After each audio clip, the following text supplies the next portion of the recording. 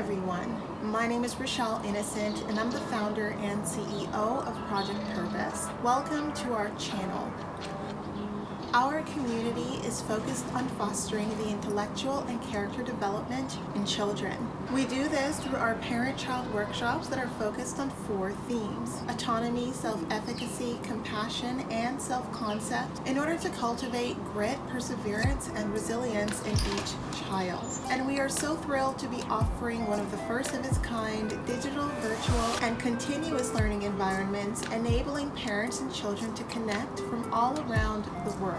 At Project Purpose, our overarching mandate is to renew and rebuild family, community, and relationships. Our different social media platforms provide us with an opportunity to have discussions and to create space for all topics that relate to family, community, and relationships with ourselves as well as with others, with a primary focus on mental health and education. More precisely, the ways that the institutions of mental health and education play a role and have played a role in our societies at large. These discussions and debates provide us with an opportunity to think critically about what needs to change within these structures for us to live up to our bold slogan: support, protect, and empower each child through youth-focused development, better known as leadership in juvenescence. We recognize that in valuing our children's leadership potential, that this translates as recreating and co-creating environments, both socially and politically, that will enable our children to thrive. For those of you who are particularly keen on the topic, we also write thought pieces every other Sunday. We actually have a few thought pieces coming down the pipeline in this next upcoming month, and so we invite you to tune in.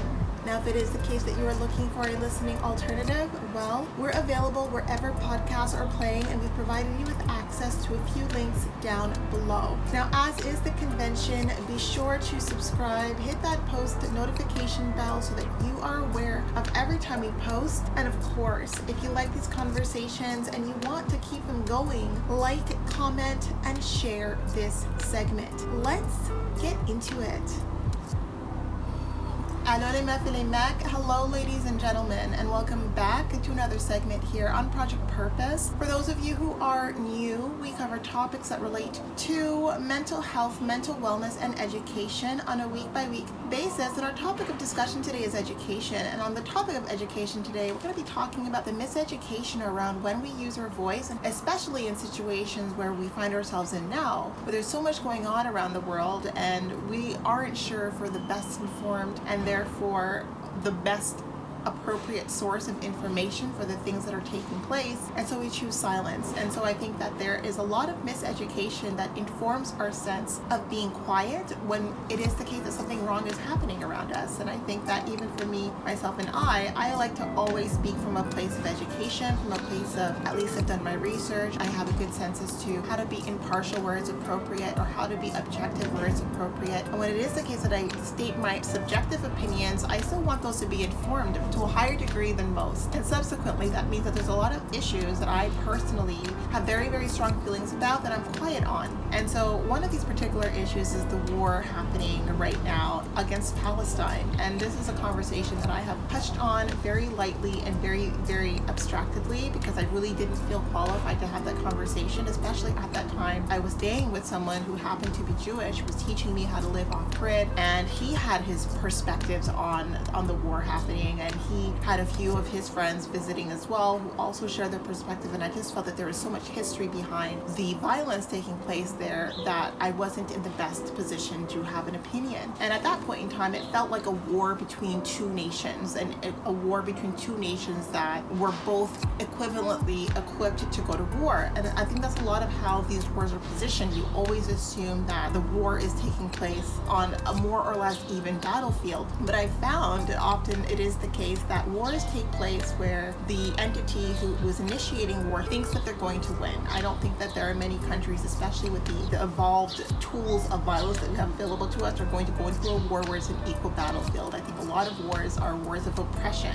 They're wars against people who have decidedly been assumed to not be capable of defending themselves. And I think that there's a big problem with us not realizing the unlevel playing field that takes place in wars, and how our silence enables that oppression to perpetuate even further and to exacerbate the violence that takes place within these wars. This war has been evolving, and there has been so much that has taken place around the world in support and against the acts of both parties within the war. And it comes down to, I think, a very simple baseline where now we see that there is starvation, and there's, the target at play are children. And so this is where now, like, all of my values have been activated in this conversation, because while there's not a whole heck of a lot that we can do on our platforms, especially mine is a micro platform to influence the direction of wars and of policies and of governments who feel inclined to go to war with one another. I think that it's so much different now. The tone and the intention is so much more insidious when the target are children, where clearly there is not an equal playing field, and clearly the intention now cannot be anything but a culture, a heritage, a people. And having personally been subjected to violence and having that be surrounded by silence, a lot of the trauma that happens around violence isn't the person exacting the violence on you, it's the silence of the community around you. It's the silence of the individuals who felt that there was something maybe not quite right, but who still chose to do nothing. And I think that there's always a choice inherent in silence that we often minimize, despite the fact that it has the most detrimental effects. And so when we do see that there are people, grown adults, making conscious decisions to exact violence on children, to exact violence on people who are not in a position to defend themselves, and that's where, as a global community, we all need to speak up, and we need to take a stand. And it doesn't matter the history, it doesn't matter the ethnicity, and even there's wars happening in Sudan, there's wars happening all over the world that are wars of oppression that we've become desensitized to, because they're wars against people of color for the most part. And as a result of that, there's just so much around that we all feel ill-equipped to handle the conversations around wars that are based in oppression. But I think that we are always in a position to rewrite history.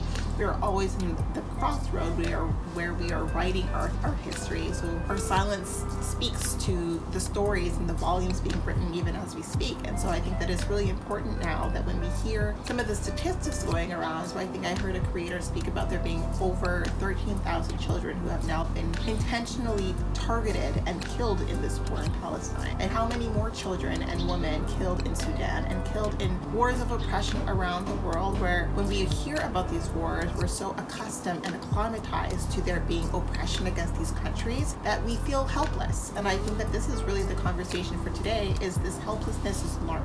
This helplessness is conditioned. Even from the time we've gone to school, a lot of us feel like these wars are a part of just how the world works. And it's been how the world has worked, but oppression is only ever fueled by silence. Oppression can happen only when those who are watching and who are observing choose to allow that oppression to continue to take place. And we might not know what to do. And I, in fact, am on here having a conversation with you, not having all the answers as to what to do. But if we don't know what to do, then the best direction forward is to put pressure on the people who have the power to do something. And something, anything is better than silence and complacency. Anything is better than sitting at home feeling unsure about who we are as individuals if we hear information and decide not to act on it. And so this is me acting on information that I find to be very disturbing, because I'm building a company that is focused on supporting, protecting, and empowering children, obviously have very deeply seated values around how we treat children, regardless of race, creed, nationality, ethnicity. I really don't care about whose children they belong to. If it's a child, then all of me wants to do everything that I can to support that child in achieving the best that they possibly can out of life. And clearly, if a child is being brought up in a war-torn environment, they're not given the same by way of safety, security, and a sense of capacity to step out of survival state to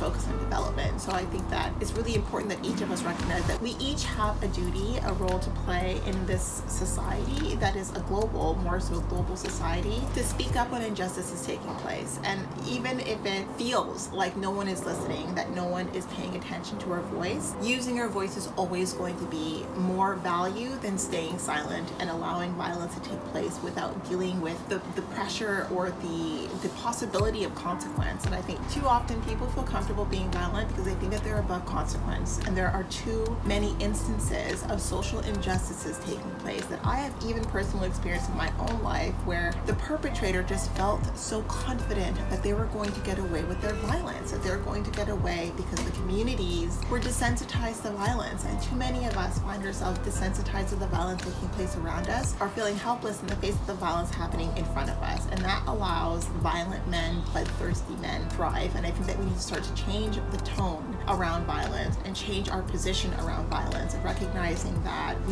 none of us have anything to gain by allowing violent, bloodthirsty individuals who fail to see our humanity, or who put value on our humanity on external factors such as our race, our gender, whether our age now to some degree, as cause to be violent and to exact that bloodlust without dealing with the ramifications of it. And so while I am someone who enjoys peace and not war, I also believe that if someone is bringing war to your doorstep, if someone is forcing you to choose violence or to choose subjugation or worse, then you need to respond in kind. And when oppression is at play, then community is what helps us change the tone and shift the dynamics that are at play, that are trying to subjugate people and victimize and harm and destroy people in all of the different ways that violence does that. So I'm here really to just put my position out there. I want to make sure that it is very clear that any war that targets children, that targets women, any war where there is not an equivalent playing field, where it's a war of oppression, just seeking to exact power for the sake of doing so, is wrong. And while I don't believe that there's any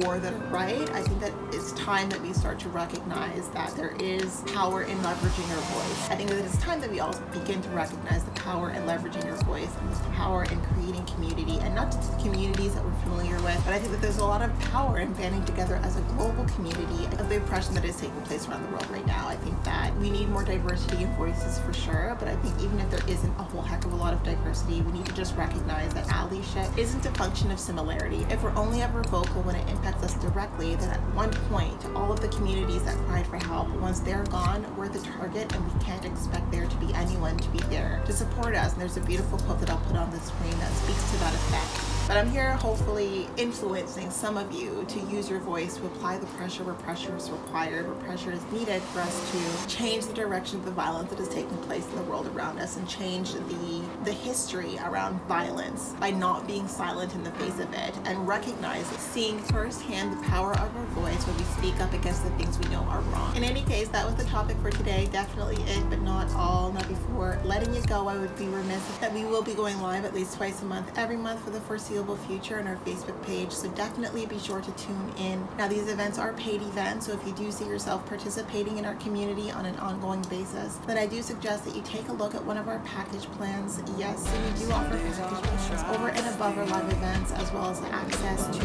webinars and workshops largely focused on self-mastery over and above those events. So check it out, be part of our game changer community, being part of the change that you want to see, allowing us a small role to play in your journey. You're on the road to 1K.